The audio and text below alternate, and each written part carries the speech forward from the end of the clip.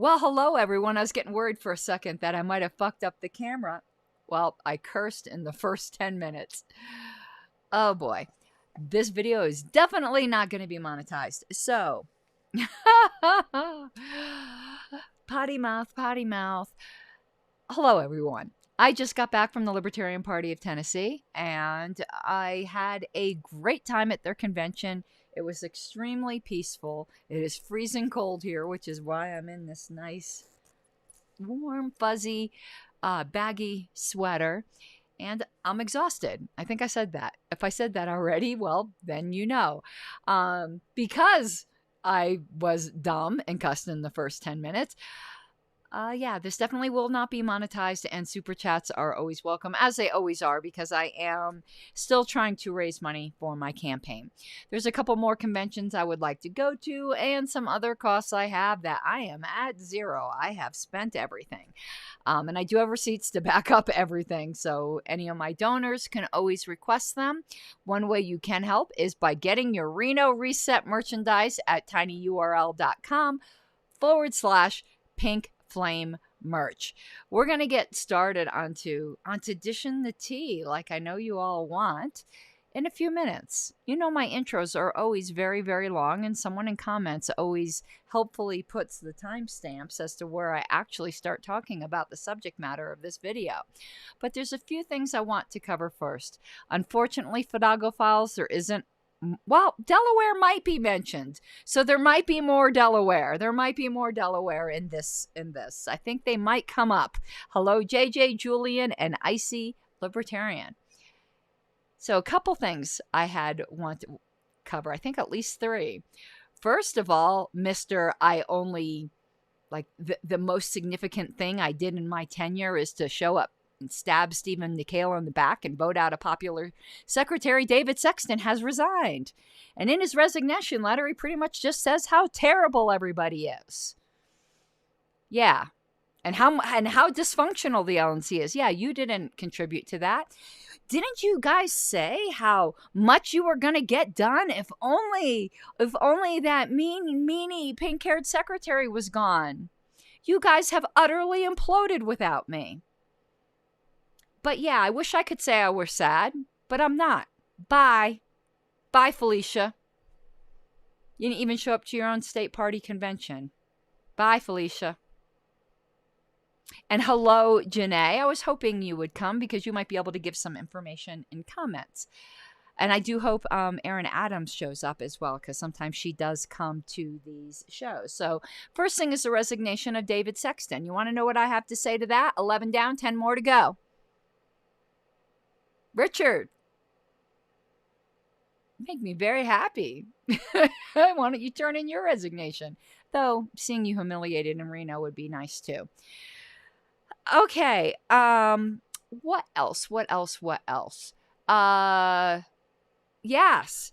I was recognized again at the airport by somebody I don't think I knew. If I should know you because you're one of my 10,000 closest friends, I'm sorry, but like I didn't, and I was just sitting there, and it's not like it was disturbing at all. It just still freaks me out when I'm now starting to get recognized in public places.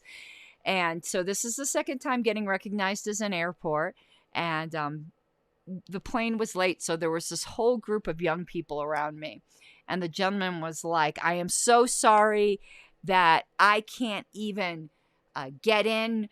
I can't go to Reno, family, things happen, but that was terrible what was done to you. And, the average person just loves you and the whole normal thing. And I hope you're vindicated.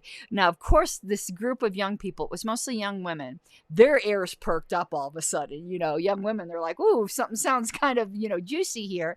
So I got to talk to them for the next 45 minutes about the Libertarian Party, libertarian philosophy.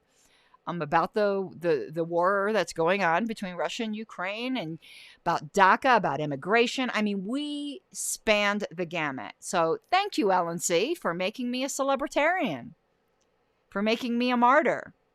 It's opened so many doors for me. And Tyler says, was Richard even voted in by the delegates? With 38% of the vote. That doesn't seem like a majority to me. Does it to you? I got a majority on the first round. Laura Epke had the highest vote total of all the at-large, and she had 39%. None of them even cracked 40 on the first round. None of them. I think the ranking was Laura, Valerie, and then Richard. All righty. So what else? I think that might have been it. Oh, no. So, and I know this is going to seem like really like these. Do I have the sound effect about these bitches be petty? I know I'm being a petty bitch. But rules for thee, but not for thee type situation. So, Susan Hogarth goes on the LNC list to promote the Sober Caucus. Now, it's not a caucus like in the way that the Radical Caucus or the Mises Caucus is a caucus. But it's an internal party special interest group. That is what a caucus is. And I have to correct something I said on social media. I said it was explicitly against our policy manual. It's not explicitly said in our policy manual because I wanted to quote it. For some reason, I thought it was. But it has always been the policy, the unwritten policy, that the LNC does not use party resources to promote any group that is not an official group of the national party without offering the same assistance to other groups. That's just fundamental fairness. So that pet projects and things that are not officially sanctioned by the national party are not promoted, so that there isn't friendship nepotism. Now listen, I support, from the little bit I know about the Sober Caucus, I support what they're doing. It must be really, really tough if you are someone who struggles with addiction, particularly alcoholism, and I come from a family of alcoholics. I'm not personally one myself, but my mother was a raging functional alcoholic. My brother died from drug and alcohol addiction. I mean, I've come from a long line of people with addiction problems. So I completely and absolutely support the little bit I know about them, which is to provide a quote-unquote party room that doesn't have alcohol, so that people who are struggling with alcohol addiction can come to the convention and feel like there are festive gatherings that they can go to where they're not going to be tempted to go off of their sobriety. And so I support what they're doing.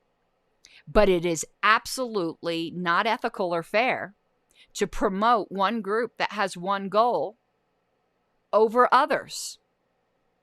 It simply isn't. And we have never, ever allowed that. And Susan just mentioning it once, willing to let that go. Whitney then jumping in and rah-rahing fundraising for a group that's not an official affiliate of the National Party, that is a no-no. That is an absolute no-no, particularly when, not that again, I'm saying that I support their goals because of my family background.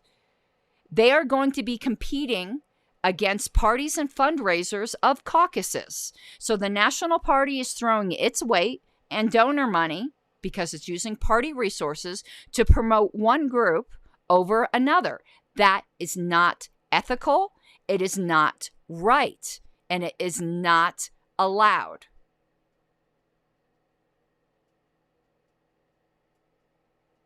They removed me for having a YouTube channel that had absolutely nothing to do with anything to using party resources. Yet they're using party resources to fundraise for a group and not others. I'm sorry, if you're going to offer that kind of service to one caucus, you offer it to them all. And even if you want to offer it to caucuses that aren't promoting candidates, fine, because then it's like to like. But there are plenty of them. Why aren't you promoting the Waffle House caucus? I mean, there's a million. The Get Fit caucus. That's the one I brought up in my particular post. We got a lot of chunky libertarians in this party. Getting fit is a lofty goal, too. Is the LNC going to start fundraising for the Get Fit caucus now? Or what about the vegan caucus? A lot of people think meat is murder. That's not advocating for a particular candidate. The list could go on and on. Why is it just the one that some people who happen to be in positions of power favor? That's not right. That's why we have never done it. Even though, once again, I absolutely support what they are doing. And if anyone knows who the leadership is of the Sober Caucus, I would like to have them on my show. I would like to use my resources, my personal resources to help them. But the party has to stop. The party has to stop. We are not allowed to do that. And I realize the intentions are good. Good intentions pave the way to hell. And it's just another rules for me, but not for thee. And I realize that a lot of people who may have supported this may not have thought of it this way. Because I can tell you there have been times where I voted yes on something, and after somebody brought up an objection, I go, oh, you're right. And I'm sure, Janae, you had the absolute best of intentions. But I hope what I'm saying now causes you to reconsider a little bit, because it's just a slippery, slippery slope, and it is showing favoritism. Because there's a lot of worthy caucuses out there. And I would love to promote the Sober Caucus. So if you know who is running it, if you can put them in touch with me, I'd like to have them on my show. And I would like to get them as much exposure as possible, because I think what they're doing is worthy. But I don't think the National Party should have any hand in promoting it unless they buy ad space like everybody else has to. And I don't know how much ad space costs. I would love to have them on my show to help them raise money to buy an ad.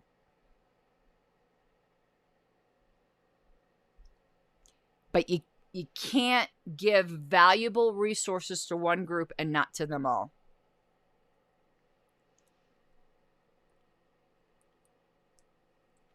I'm trying to think of what that issue was where I was in favor of something and then somebody brought up a point and I was like, oh shit, you're right. You know, I didn't think of it that way.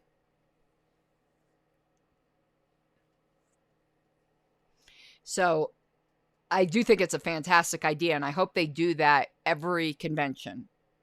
Because if I were in recovery, I would definitely take advantage of it. I happen to be fortunate, and I think that's possibly because I don't know half of my family tree. Like, I don't know who my bio dad is.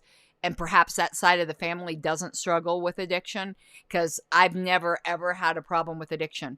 But so many people in my family have. So, like, I completely support what they're doing. Just like I completely support Ken Woolman's Get Fit Caucus. He's the poster child for it. That dude, like, you can't even recognize him now. He was chunkalicious before. And now he's like a lean machine. So that was it for like the Libertarian. And again, I believe it was all innocent enough. So Janae, please don't take this as any kind of personal criticism, because it's not. I believe your heart is absolutely in the right place. But Whitney Bilyeu should know better. As chair of the party, Whitney Bilyeu should know better. All right, next. I just started reading The Problem of Political Authority, which I've been so excited with. And I'm going to be doing my first show on it. But let me tell you, in the index, I've brought this up before, and some people have bought, not this book, but what I'm going to mention. I was forced to read this in high school, but it really has revolutionized my reading habits. There's a book out there by Morton, I can't remember his last name, but it's famous, called How to Read a Book. It's a book on how to read a book. If you've never read How to Read a Book, I highly suggest it, particularly for nonfiction. I think you could probably use it for fiction too, but it's geared towards nonfiction. It will help you get the most out of your reading. So please, get Morton. God, what's his last name? Morton. But How to Read a Book. And there's a funny satirical sequel called, and it's not written by Morton, but there's a funny satirical sequel called How to Read Two Books. But anyway, How to Read a Book. So whenever I start a book, I follow the format in How to Read a Book. And one of the things they teach you is a thorough examination of the table of contents.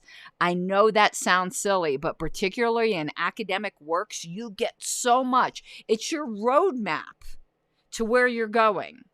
And oh my God, the way this author did the table of contents is so helpful. I'm going to get into that a lot on my Patreon channel.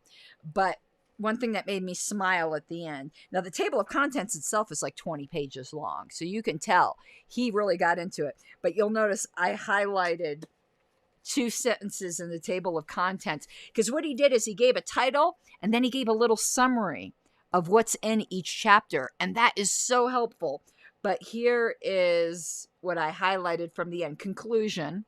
You can see I highlighted in green 2 things. The first thing I highlighted is authority is illusory. And the second thing I highlighted is anarchy is attainable. So I'm so excited. But I'm not done with the table of contents yet. But wow, just reading the table of contents, I can tell this book is going to be, yeah, Mortimer Adler. That's correct. Great book. How to Read a Book. It's a great book. I wonder if they have How to Read a Book on audio. See if Audible has it. I need to get Audible as a sponsor again. I used to have it in my theology podcast. I love Audible. I've got 4 credits to spend. I better get spending. I'm going to go see if How to Read a Book is on audiobook. That would be hilarious. Anyway, continuing. So, clickbait title where I said dishing the tea on the National Convention, because there really isn't. There's some tea-ish, tea light maybe. I have concerns though. I have concerns. And I'm so glad there's a member of the Convention Oversight Committee in chat. The first thing I want to say is I don't know all of the current members of the Convention Oversight Committee. I was on the Convention Oversight Committee by virtue of my rightful position as LNC Secretary. And from what I understand, certain aspects of the committee went very fast downhill after I left, because there are certain things that an experienced secretary adds to that committee. And the fact that when I was illegitimately replaced, I wasn't kept on that committee, or a past secretary wasn't put on that committee, like even Alicia Matson, who I am not the biggest fan of right now, but she's a badass secretary, or Joe Dean, or someone who's been a national secretary needs to be on that committee. Because from a lot of what I've heard, you guys are losing your way in that portion of your planning, and it's not your fault because you've never been a national secretary. That's why the national secretary is an ex officio member, non-voting ex officio member of that committee. With all due respect to John Wilford, I don't know if he's even coming to the meetings. He's a nice guy, and he's a shitty secretary. So, and he's never been a national secretary before. So for the love of God, you guys, there's no hard feelings from me towards you guys. I never wanted a vote, and I never wanted a title. If you want input, after you hear some of my concerns right now, if you want input, I'll sign an NDA. Invite me to your meetings. I will help. My love is for this party. And some people, probably not you, Janae, could not put their pride aside to invite me. But I'm putting the offer out there. I never cared about a vote, and I never cared about a title. All I care about is putting on a good convention. And you need a secretary on there. You need somebody who knows the secretarial portion. Otherwise, on that area, you guys are headed for disaster. And it's not too late. It's not too late to avert disaster. Now, from what I understand, and Janae can correct me if I'm wrong, this is my biggest concern.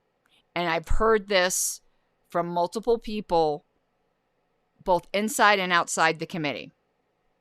That is that the Porcupine app is being pushed by the convention committee. I don't know if that's true. And I don't even know if anyone can confirm whether that's true or not. I don't know if that's supposed to be secret, but if it is supposed to be secret, the word is out. The Porcupine app is absolutely against our bylaws. And anything that happens at this convention done in absolute contravention to our bylaws is illegal and can be challenged at any time. If anyone there, particularly Alex Flores, is pushing the Porcupine app, they are endangering the entire party. I don't know why people have such a fetish for this app, but our bylaws do not allow it. Period. End of story. While I was there, the one thing we can do to speed up voting, and yes, I realize it's old technology, but it requires no bylaws change, and from what I understand, it's been dropped, is Scantrons. You need to go back to that. Particularly since, I can tell you right now, John Wilford is not capable of running a teller team. The dude doesn't put periods at the end of his sentences in National Party minutes. Please, for the love of sweet baby Jesus in a manger, go back to the Scantrons, and any idea of using the Porcupine app needs to die in a fire. Because it is against our bylaws, and you cannot count on a bylaws change happening. Now, let's put aside the bylaws change. The Porcupine app is not ready for prime time. And Janae, perhaps my information is completely wrong, but I can tell you I heard it from Alex Flores, and I've heard it from other people. But those other people could be talking out their ass. Well, Alex Flores could be talking out his ass.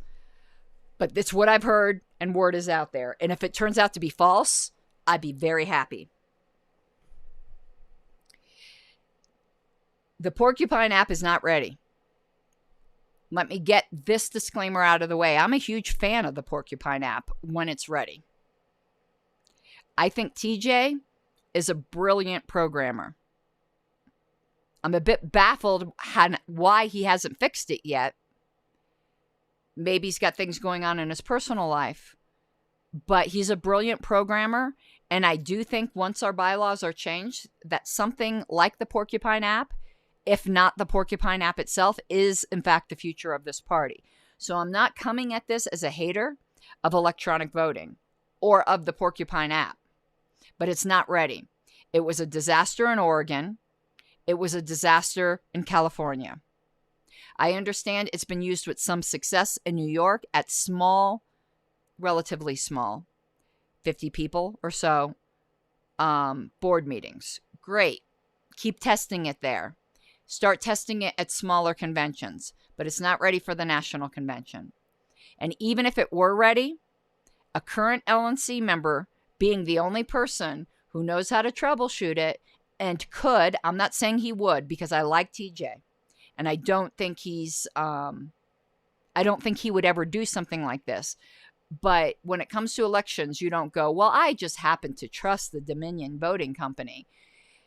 To have an LNC member who can tweak things behind the scenes and is the only one who can verify how people voted and that all the votes were tabulated correctly is bad mojo and not good practice.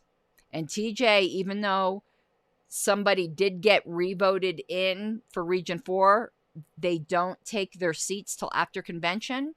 TJ is still an LNC member. And this party right now does not trust the LNC. But even on an LNC they trust, you should never have the LNC be the ones who are the only ones who control the back end of a voting application. I can just tell you, let's just say, TJ, who voted to remove me, but I don't hold any ill feelings towards him about this, believe it or not. I had a phone conversation with him, and I know why he did it, because he thinks that I tattled on him to Mimi to try to get him fired as executive director, and I did not. He believes I did. I didn't. I would never do that. I'd swear on a Bible to that. I would never, ever do that. But he believes I did, so he voted to remove me out of revenge. I firmly believe that. No one's ever going to convince me otherwise. But because of that, I don't dislike the guy. If I believed somebody tried to get me fired, I'd be a little ass mad too. But I didn't. That's not my character. So I like TJ. I don't think he's corrupt or anything like that. I don't agree with his view on the nap. Words are not violence, but that's a whole other matter. But let's just say, in the secretary vote, it was close. And I lost. And then there was a question that there was a glitch in the Porcupine app, which happened to be ran by an LNC member who voted to remove said secretary. What do you think would happen? You think our party would survive that? I don't. So, please, if anyone is thinking of using or trying to shove the Porcupine app down our throats, which sounds very painful just because of all the prickles, stop. And again, I'm willing to help. I want us to have a successful convention, both for the sake of the party and selfishly. I want there to be smooth LNC elections because I'm running. I want them to be smooth. I don't want them to be painful. And I'm sure everybody wants that. So even though it is a selfish desire, it's a desire I drank that soda too fast. Everyone should have. And Erin and I have worked even though we're not BFF, we don't get along. She and I have been able to talk and work together civilly, and we would have no problem working together civilly again. Erin is a pro when it comes to that. And Jim Turney is going to be a great chair. Second concern, and this has nothing to do with the Credentials Committee, but the Convention Committee has to do with the Credentials Committee, but it does have to do with convention.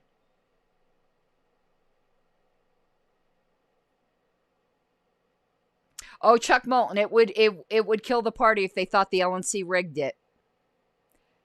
It isn't the one vote win that's the issue.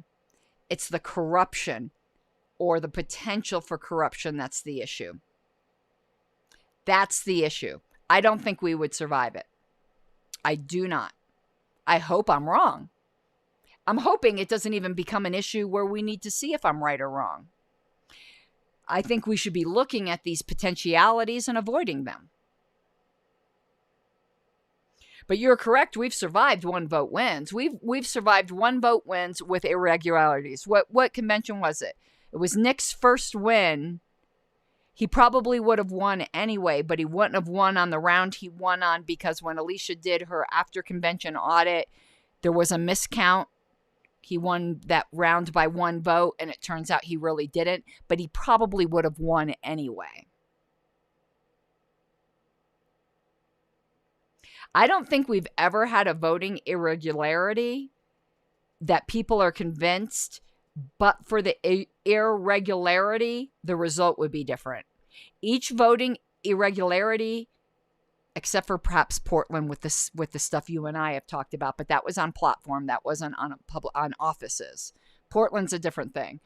But on offices, I don't think we've ever had a voting irregularity that a credible case could be made that the result would have been different. It just would have taken longer. I haven't found one case of that yet. The one we had with a one vote win where the result that was the most controversial was the one with Nick, and nobody really argues that the result would have been different. We had a one vote win with the at-large election 2018 with Alicia Mattson and Steve Sheets, and the after convention audit showed that she won by more than one vote, actually. So these haven't been the type of situations that I'm talking about. I'm not talking about it being close. That's not the party destroyer. It's the potential or the appearance of LNC corruption. And coin flips happen all the time too. Not necessarily JC seats, but there's been plenty of seats, platform committee seats, coin flips. But what if somebody thought what if it was a dice roll and the LNC had a reputation for using weighted dice? Do you think people would put up with that? I don't. We have a corrupt LNC. and you have an LNC member who's in charge of the back end of an electronic voting app, come on, Chuck. You know as well as I do that that's a hell of a lot different than what you're talking about. So now to the Credentials Committee. Credentialing, I have a feeling, is going to take an entire day. I hope not. I keep bringing it up, not to Chicken Little. I keep bringing it up, hoping that the more we talk about it and work through it, that we can bring it down, that it won't take a whole day. I don't think there's any credible hope of it taking less than half a day, but if we can bring it down from a day to half a day, I'd be really, really happy. But here's my concern, and I bring this up multiple times because I want delegates to be educated that this is wrong.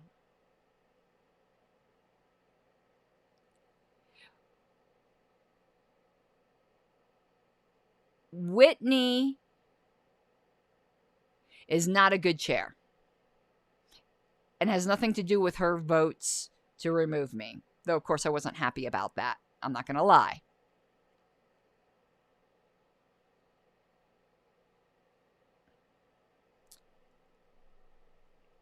Chuck, I actually, I'm going to put your comment up here a second.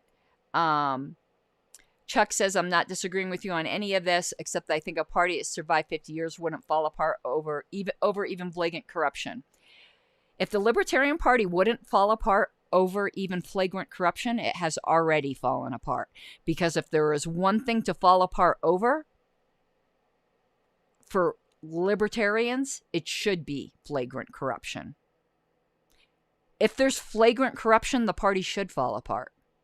And if we don't, then we already have. Because that should be the province of the Republicans and the Democrats. So we need to avoid it. Because if there is flagrant corruption and we don't fall apart, I think that's worse than falling apart. That means we've turned into the opposite of what we should be.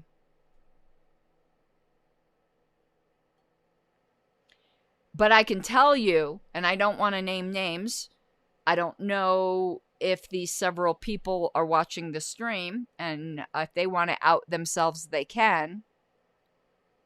Though I would be curious if any of these people wish to out themselves, if they have adjusted their percentage upwards, because I have. About 3 months ago, unsolicited, it was said to me, I've seen this sort of thing before in organizations, and I give you guys about a 30% chance of surviving this convention. My number could be slightly off. And that put the fear of God in me, because I didn't disagree. But I have to tell you, over the past 3 months, what I've seen at conventions and what I've seen of other libertarians, I have now doubled that number. But I do think there is a non-zero chance that we will not survive this convention, which is why I keep bringing up my concerns, because I think the way to turn the non-zero chance into a zero chance that we wouldn't survive is through education and airing out of concerns and discussing concerns and changing minds and adjusting positions. So let's over to credentialing. So Whitney hasn't made a single ruling, and it's the only chair I think I've ever met in my entire life that hasn't made a single ruling that I think is correct. The one time she did, she reversed herself, and I was like, damn it, lady, I wanted to agree with you. I do not think Whitney is equipped to handle this convention. That what we need at this convention, I would like to have both of these characteristics, but we need one of them. We need either a strong or a likable chair. I would love to have a strong, likable chair, but we would make do with either a strong or a likable chair. Like Alex Merced wasn't a strong chair, but he was a likable chair. Nick Sarwark isn't a likable chair, but he was a strong chair. I'd love to have a strong, likable chair. Whitney is neither of those things. She's neither strong nor likable as chair. Now, as a person, in the past, I've gotten along with Whitney just fine. And I can understand that why lots of people in her personal life like her. We're not talking about her as a person. We're talking about her as a presiding officer. And I'm sorry, I do not know how she got the position that she got in Texas. Because she's not strong and she's not likable. And for the love of God, lady, turn off the camera. It's not your fault you have RBF. But for the love of God, lady, turn off the camera.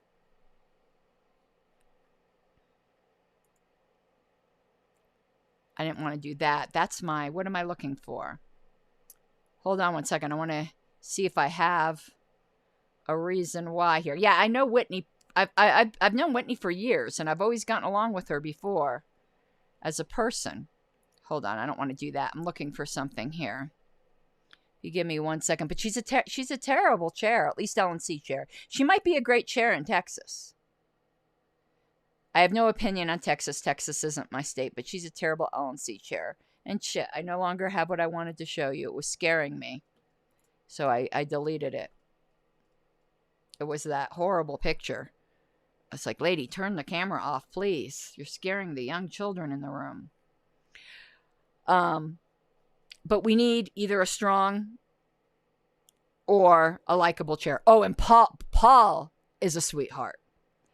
Paul is such a doll.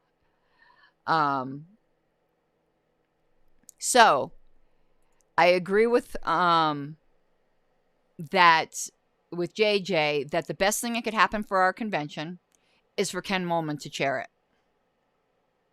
And I think that's what's going to happen.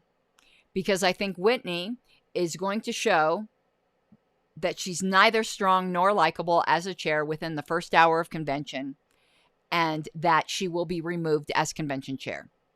Not out of malice. I think she's going to earn it. And I think that will be the best possible thing that can happen for our convention, is for Ken to run it. Ken is extremely likable. I wouldn't call him a strong chair, but I also wouldn't call him a weak chair.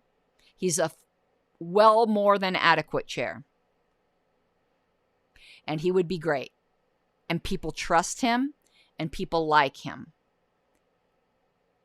As national chair, people neither trust nor like Whitney.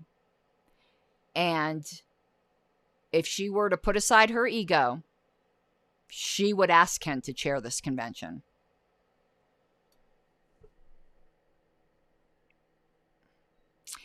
It wouldn't be hostile, O'Donnell, if it was Ken. Do you want to know who I want to chair the convention? But Ken is the successor. You want to know who I want to chair it? Jim Lark. That's who I want to chair it. Everyone trusts and likes Jim Lark, and he's factionless. Absolutely factionless.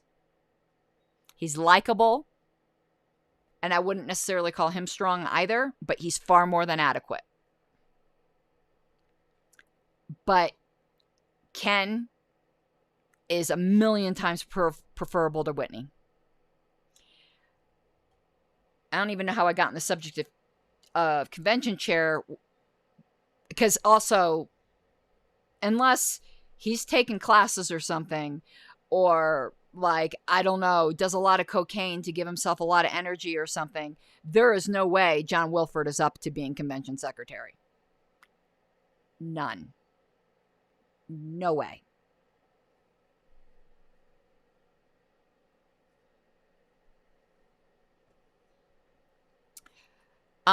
Justin, in my experience, Jim's been factionless, but you know that I'm very, very charitable.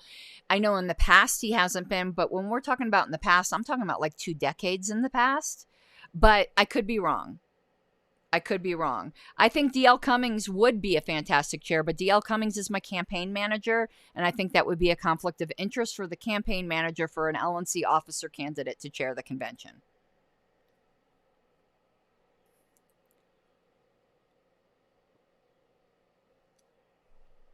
Actually, oddly enough, I think John Wilford would be a better convention chair than Whitney.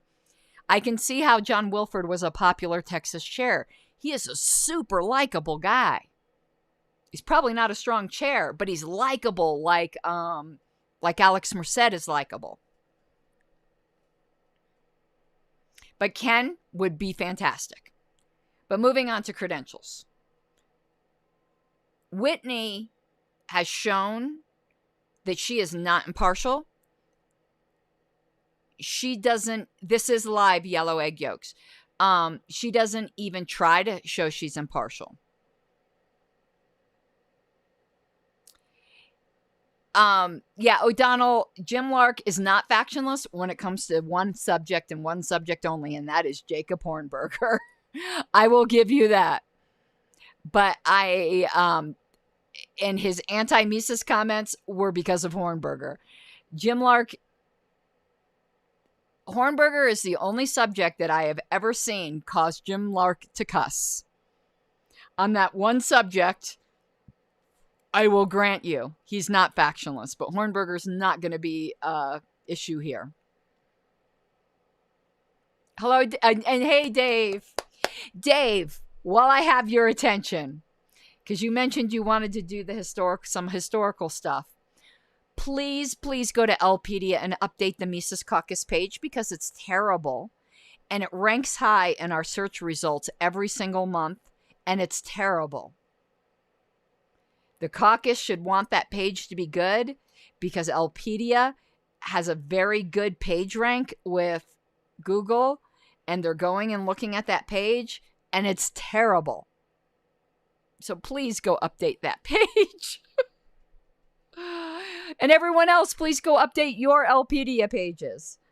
If anyone here is from Harris County, Texas, Paul Bilyeu's been updating it, and it's been getting a very high page rank as well. And Yellow Egg Yolks, the other chat is in YouTube because I'm multi-streaming. I need to do the program where all of the comments go on the screen. I'll try to do that in the future because I could tell how it's unfair to people who are on Twitch can't see everyone's comments. I see Facebook comments, I see YouTube, I see all the comments. So back to credentials. Oh my God, I'm on such a rabbit trail. Because Whitney is not impartial, I don't have the link handy, but if you go to YouTube and search for Pink Flame of Liberty, there you go. Whitney's not impartial. So this is what Whitney is going to try to do. And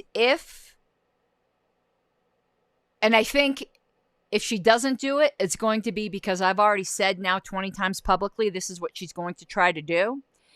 And me educating people is going to prevent it.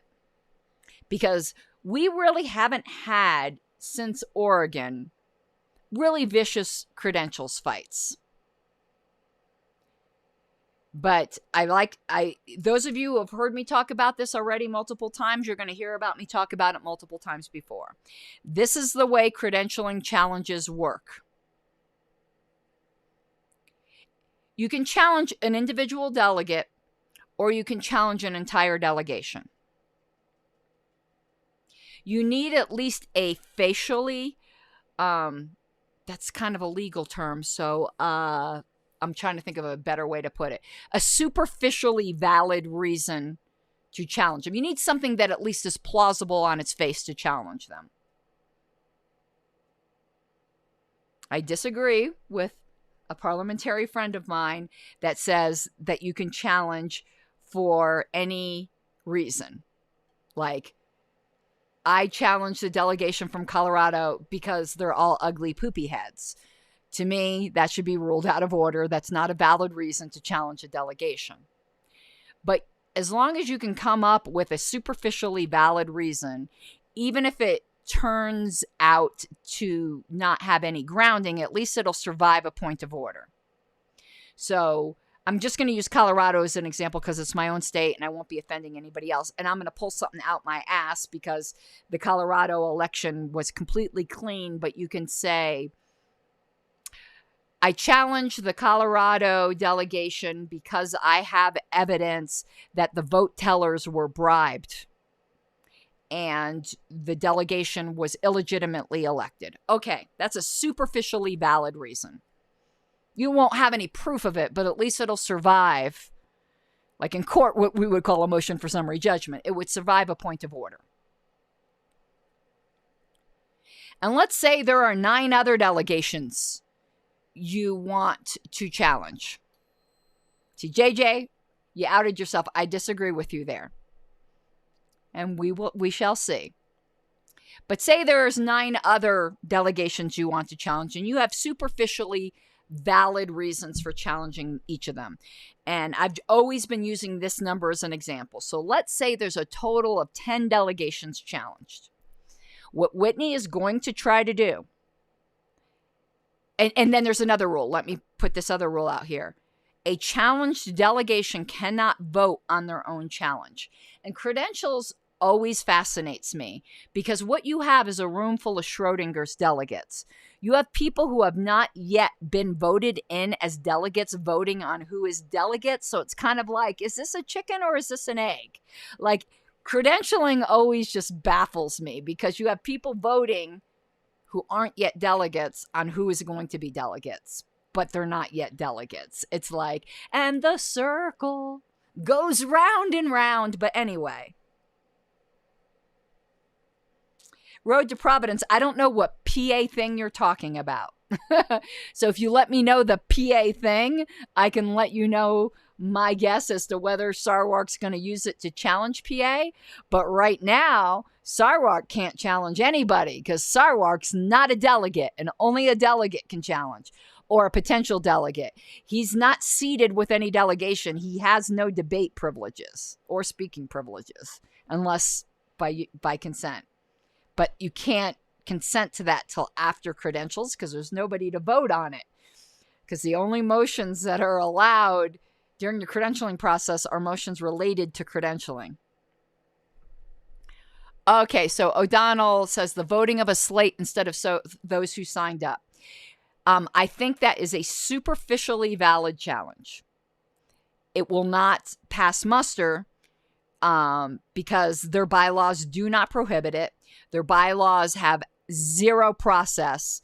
The signing up is just an indication of interest. It doesn't guarantee you any spot on a ballot. They had no convention rules that required them to be on a ballot. And so slate voting was perfectly legal in Pennsylvania. But that would be a superficially valid reason because in some states, slate voting is prohibited. Colorado, slate voting is prohibited. Pennsylvania, it is not.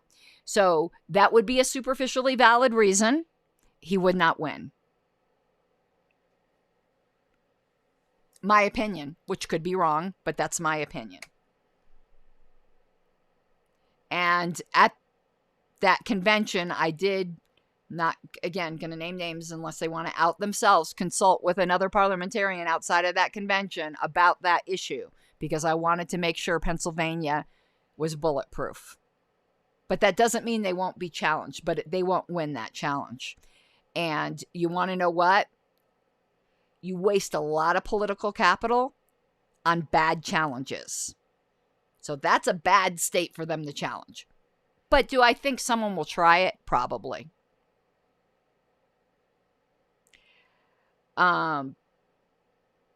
There are some states that have some really good challenges. You want to know one? New Mexico. Because they had a completely illegal convention. I know Chris Lucchini thinks he's going to get away with it. And maybe no one will challenge them. I have no intention of challenging anybody. None at all. Except for perhaps Massachusetts. Because the Massachusetts party that thinks it's in power right now is not the legitimate affiliate. But other than that, I have no intention to challenge anybody. But the one that's bulletproof challenge is New Mexico. Because they had an illegal convention. And I'm not talking about their illegal constitutional convention in January. I'm talking about their March convention. Do you want to know how it was illegal? He didn't notice it properly. And not even close to noticing it properly. And we have video proof he didn't notice it properly. Because I did a show. Go look up the shady tactics of Chris Lucchini or something that I did the beginning of February, where on camera, we went through the entire Libertarian Party of New Mexico website and showed there was no notice. And his constitution requires 30 days notice post it on the website. That is so fucking easy to do, and he didn't do it. And at the time of my video, he was already 10 days overdue. He did eventually post notice on his website about 3 days after my show, but then it was already 15 days overdue. He had a completely illegal convention. None of those delegates are valid. If anyone chooses to challenge them, they will win. It won't be me. Because I just want credentialing to be over with and I want us to move on. Now they start getting dirty and doing illegal challenges and doing bullshit challenges like on Pennsylvania, well then all bets are off the table. But right now I'm not walking in there with any intention of challenging anybody. I'm walking in there with the intention of defending people against challenges.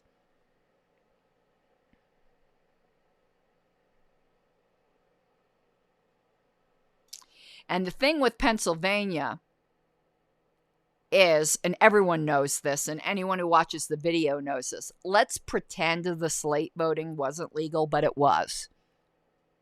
The result would have been exactly the same. It just would have taken 2 hours longer. Because Mises had 80% of that room. That list would have been exactly the same. Now, I don't like slate voting. I've said that a million times. That's why I'm the person who pushed to have it illegal in Colorado. I think it's very, very bad optics to vote by slate. But you want to know what? It's also very, very bad optics to refuse to waive a 2/3 rule that you waived for the past 30 years. So you want to know what? You guys in Pennsylvania, you got as good as you gave the year before. That's what happens when you screw people over, even if you're allowed to do it. They lie in wait for you and they get even. Now that both sides have gotten their bites in, hopefully all the biting is over. Can we now call a truce? So what I think Whitney's going to do, I'm pulling a number out of my hat. Let's just say there's 10 delegations that are challenged. What Whitney's going to try to do is to say, we're going to put these 10 delegations like in an isolation box, in a not a literal one, a metaphorical isolation box, and the other 41 delegations get to vote in bulk as to whether these 10 delegations will be let in. That's what she's going to try to do. That is completely incorrect. Let's say you have 10 challenge delegations. And one thing I need to ask, ask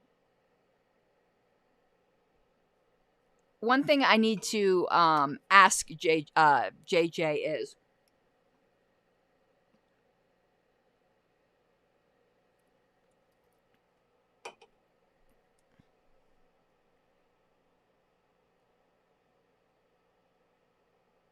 I forgot what it's gonna,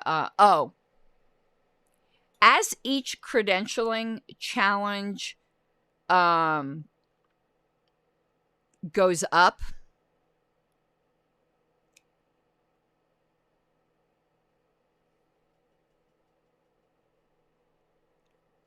what am I trying to think? Okay, say, how do I even work? Okay, does each challenge have to be voted on as it's made?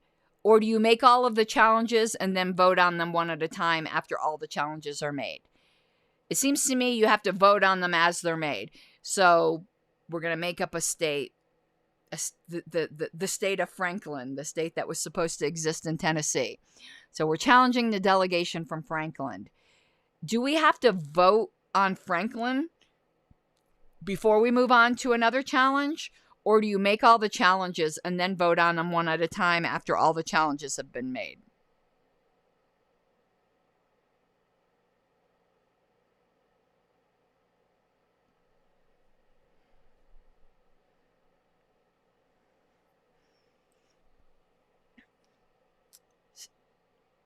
Okay, so each has to be voted on as it's made. I don't think Whitney's going to do that. I think Whitney's going to ask for all of the challenges and then do them in bulk. So that's what we need to be on the lookout for.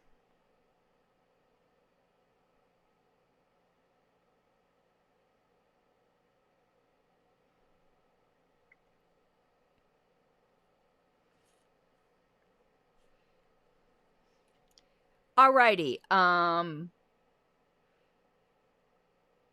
So that's it on that part of credentialing.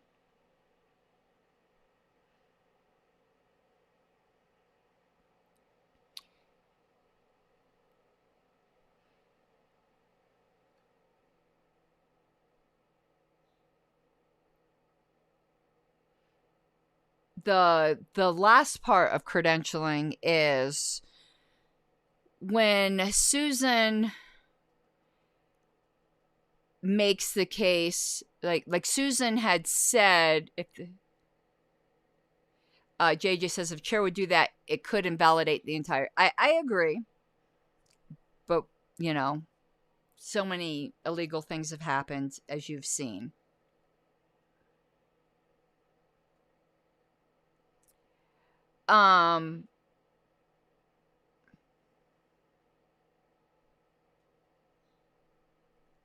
Susan has said, for instance, that she's going to seat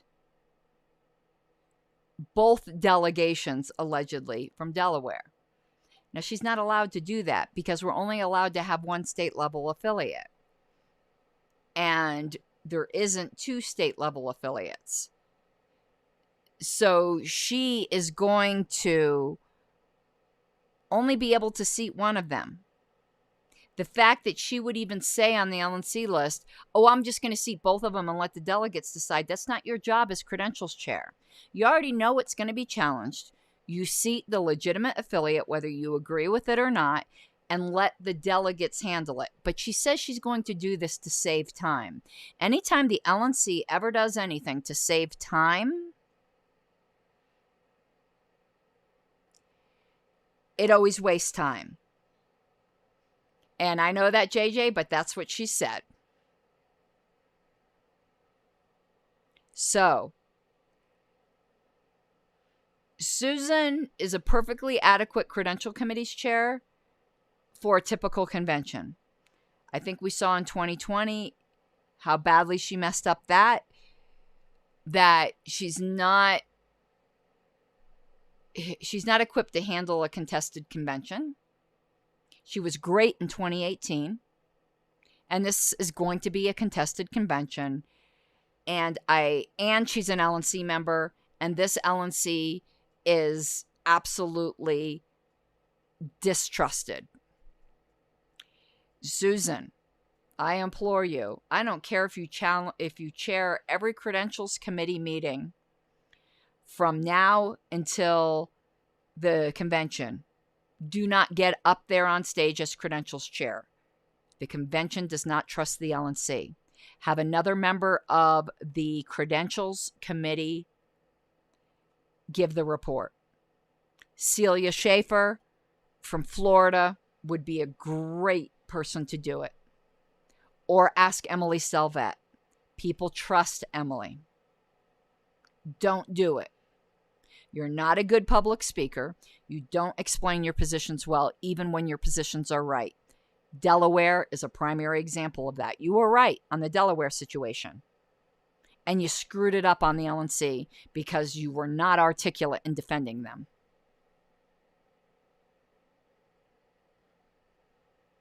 Please have somebody who can actually do it, who's actually persuasive, do it in front of the convention. And stop saying that you're going to paternalistically make decisions for the delegates in order to save time. The LNC never saves time. The LNC voted to unilaterally seat remote delegates in contravention of our bylaws in 2020 to quote unquote save time, and it wasted a day and a half. And every single member of the LNC after that came up to me afterwards and said, you were right. How quickly you forget. Trust the delegates. Plus, you don't even have to trust them. I don't care if you trust them. It's not your convention, it's theirs. Get out of the way. That's how you save time. Now, my last concern. And this isn't so much of a concern as this is an actual criticism. And I apologize to any of my friends on the convention committee who may have been in favor of this, because again, this is highly subjective. This isn't an objective thing. This is a subjective opinion, but I'm going to have some strong words to say, so I'm apologizing ahead of time for any potentially hurt feelings. I hope you can hear my criticism. When people voted for and put their money on Liberty Unmasked as our theme, which is a great theme, and I was on the convention committee when we voted for that. Well, they voted for it. I was a non-voting, but Erin ran her committees in a way like she wanted everyone's opinion, whether you were voting or not. She ran it very well. Nobody was thinking community fucking theater. Okay? Everyone who put their money on that theme and the people who suggested it were thinking of the COVID regime.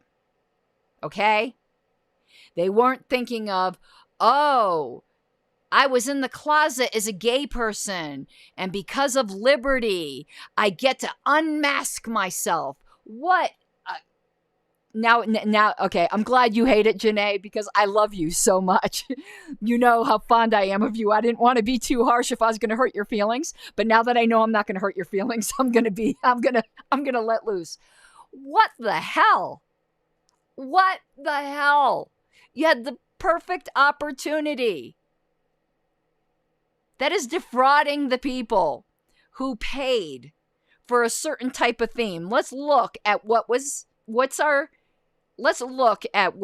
the official logo of this. And just think of the past 2 years of COVID and a theme of Liberty Unmasked, and think if this is what you would have expected, okay? When I saw this, I thought somebody was fucking with me. But it's Poe's law, where the parody of something has become indistinguishable from the item itself. And, you know, I downloaded this thing, and it's not coming up on my computer. Hold on. Let's go to my Google Drive. See, I downloaded it, and it's not coming up. Let me go to my Google Drive. It's definitely uploaded to my Google Drive. Here we go. Look at this thing. You should be seeing it. Yeah. Liberty Unmasked. It's like got the tragedy and comedy. Like, what is this? A celebration of Phantom of the Opera? And we pay, oh my God, we paid for it? Oh God.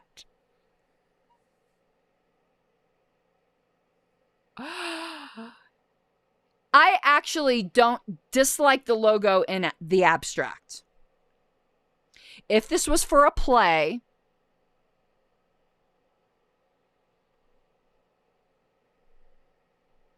you know, or something like that, or something that had nothing to do. Janae says, please don't. No one wants to see that. So if this was for a play or for something that had nothing to do with what we've been through in the past 2 years, the graphic designer is not a bad graphic designer. It's actually a very pretty design. Not for our convention. It's completely inappropriate for our convention, but it's not like the designer was a shitty designer. Like, there's actually some very clever elements in there. If, again, this was for a play, this would be a great logo for a play. But this is the most cowardly piece of shit for what we were expecting. And I can tell you, I refuse to use this, and I will not. So, some members who got upset about this for free designed their own logo, which is 1,000,000 times better than what, look, here's it is on white. This is what we wanted. We wanted something like this. And this was free. And this is fantastic. Look at this. I love it.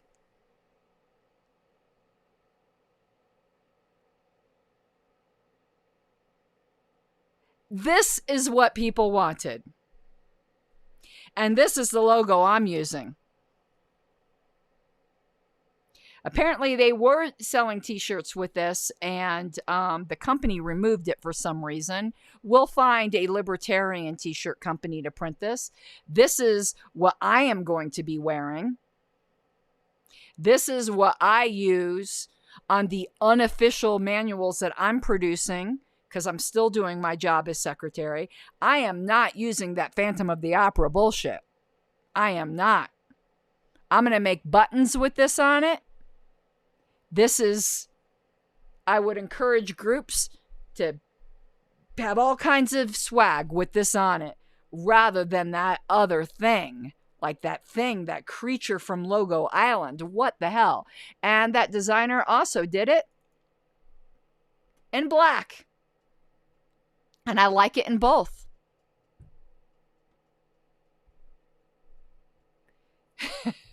But let's go. But you guys can see I'm going to be doing a show on Nick Brana soon. You see all my crap here. Instead of this. What the hell is this thing? Make it stop, Jesus, please. Oh, God. It's so bad. My God. Oh, but you can see in my folder here, I'm still doing meeting minutes. Oh, but yeah, I'm going to be doing something on Nick Brana soon. But okay, let's go back. Oh my God, take it down. Janeko's take it down. The road to Providence says my cat hissed. My cat hissed when they came back on screen.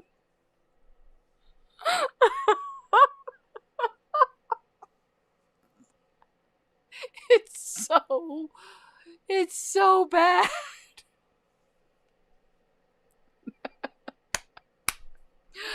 So, those are my convention concerns. Here's my feelings further about convention, and I would really like to hear y'all's concerns. And I've done a terrible job of grifting. If you've enjoyed this kind of just back and forth we've been doing, please consider a super chat. It does go to support my campaign. But I understand things are tough and we're supposed to be eating lentils now and taking the bus. And I like what somebody posted and said, I'm not taking a bus full of people who are eating lentils.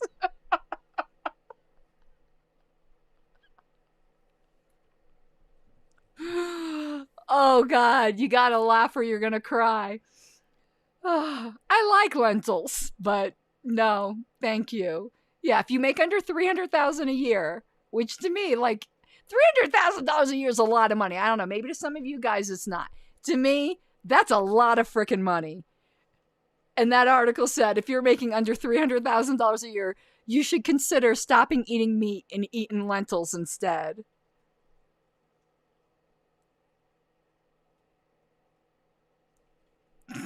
And take the bus with other people who are eating lentils. My God. So I do think the convention, the fate of the convention is going to hinge on credentials. And I do think if credentials goes badly, and I don't even mean badly for one faction or another, I obviously have a factional side. I'm a Mises person, but I'm not even speaking of factionally. I'm just talking about fairly, where everybody is going to win some and is going to lose some, and feels at least it was fair and that the chair didn't salt the soup. If we get through that, we will be fine. If we don't, we won't. If this party's going to fall apart, it's going to be during credentials. That's my opinion. I don't hope I'm wrong that it's... When I say I hope I'm wrong that there's any danger at all. I don't hope I'm wrong that if there's danger, it's going to happen during credentials, because I don't want to be worried about things the whole convention. I want to be able to breathe a sigh of relief after credentials. But, yeah, that's my feeling. I know some others share it. They don't need to out themselves, but that's my feeling.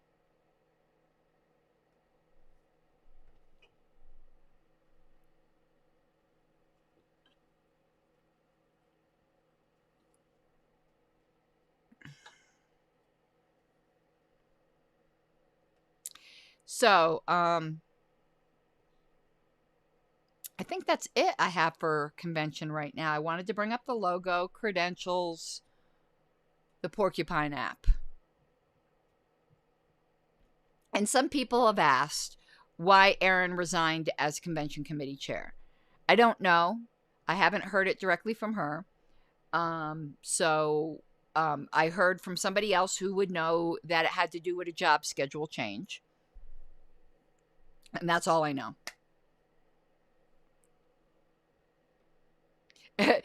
O'Donnell, hey, thank you for the super chat. He says, remember when we weren't Mises? Good old days. O'Donnell, I remember when you and I hated each other. No, we didn't. We just fought. I never hated you, but we used to fight. Oof. Do you remember when we were both on the LNC? Those were the good old days. I know you loved it so much that you want to run again, don't you? You're running for at-large, aren't you, Justin? Okay, I think that was it I wanted to cover. I think I wanted to cover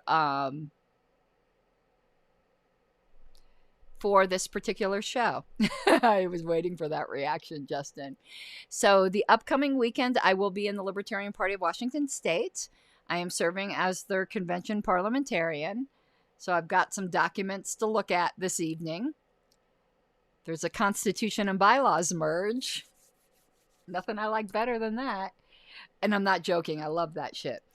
And the weekend after, I forgot where I'm going the weekend after that. Is that No, that's not Texas yet, is it?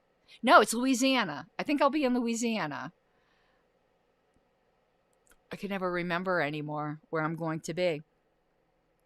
But I think that's it for this evening, everyone. I hope you have an awesome night. Just wanted to make sure that there isn't any other questions. I really wish I could be at the Minnesota convention. I did have other obligations. And Janae says the chair of the Sober Caucus is looking forward to talking with me. Thank you. I really do want to promote their cause because I felt bad like criticizing the LNC for promoting a cause I believe in. I hope he understands that the criticism was to the LNC, not towards them, because I do support what they're doing. All right, everyone. I hope you have an awesome night, and I will talk to you soon. A lot of people, before I go, because y'all already saw the logo. You think the LP drama, a lot of People's Party stuff coming up. People have said to me, you've kind of like dropped the ball on talking about the People's Party, and whoa, you think there's LP drama. That ain't nothing like the People's Party tea. So we're going to be getting into the People's Party tea. But here's the thing. Here's the problem with me. It's a feature, but it also causes a lot of problems in my life. Now I feel compelled to like research all of the angles of what's going on in the People's Party to figure out who's right in this situation. Because I have to tell you right now, I have no idea who's right. They've had mass expulsions, they've had takeovers, they've had allegations of sexual harassment, like all the shit's falling apart. People's Party, A Road to Providence, is another third party that's just starting up. It's basically the Bernie bros that started their own party. Like the National Outreach Coordinator, Nick Brana, from the Bernie campaigns, he's the chair. And like just all kinds of dramas going on with the People's Party. And I don't want to just report on it. I want to like have an opinion, but it's so hard because I'm not part of it. So right now I'm agnostic. I don't know who is right. So I'm going to be going through a lot of shows. Some people will find this interesting. Other people won't. I suspect I'll get a lot of audience that isn't my typical audience who's interested in that subject that will come along. But I've got a phone call scheduled, I think, for tomorrow with a representative from one of the state parties of the People's Party is going to give me their opinion. I have another good friend who has a definite opinion. I would love to talk with any of the current board members. I'm a total outsider. I really have no dog in this fight other than I don't like your agenda. That's why I affectionately call you commies, and you probably affectionately call me some name I wouldn't like. But as fellow third partiers, I don't have any sympathies or not sympathies one way or another towards any faction. So if you want to come on a show with somebody who really knows third-party politics, I would love to talk to Nick Browna. I would love to talk to any of the expelled board members. I would love to talk to any of the current board members. I want to investigate who is right here. And most of the shows I see dealing with this topic are dealing with personalities, and they're not dealing with rules. I want to come at it from a parliamentary perspective. I want to look at their governing documents. I want to look at the procedures that were followed. And I want to come to at least some kind of procedural position on who I think is right here. And I may supplement it with an ethical argument as well, because I don't think procedure is God. That's where I am the parliamentary heretic. I do think the overarching principles of the society are the highest authority. I know Roberts doesn't agree with me, and Roberts can go fuck himself when it comes to that. I do think libertarian principles in the Libertarian Party override all. And whatever the guiding principles are of the People's Party, they won't be my guiding principles, but whatever theirs are, they rule. But I want to learn all this by talking to people who are actually involved in this, and I'd like to come to a fair assessment on this current drama in the People's Party. So if you know anyone who's involved or can pass this along to any of the players, you know, I'm not hostile or friendly to any of y'all. I want to know. I want to come to an answer on this. I'm genuinely curious. Particularly since I do want to do parliamentary work in the future, paid, not for the LP. I'll never charge libertarians. Remember, I've always said that, and I never have. But I do want to specialize in political work. So this is also a good intellectual exercise for me. And looking at, as an outsider, the disputes of other political parties. Because I do think political procedure, political parliamentary stuff is its own specialty. And I think I could have a market there. All right. I'm going to go now. I've said that a bunch of times. I know. You know, my closings are very long. All right, everyone. I hope to see you soon. And tomorrow we'll probably be doing some more history. Okay. Love you all. And I'm so glad you came by, Janae. All right. Have an awesome night.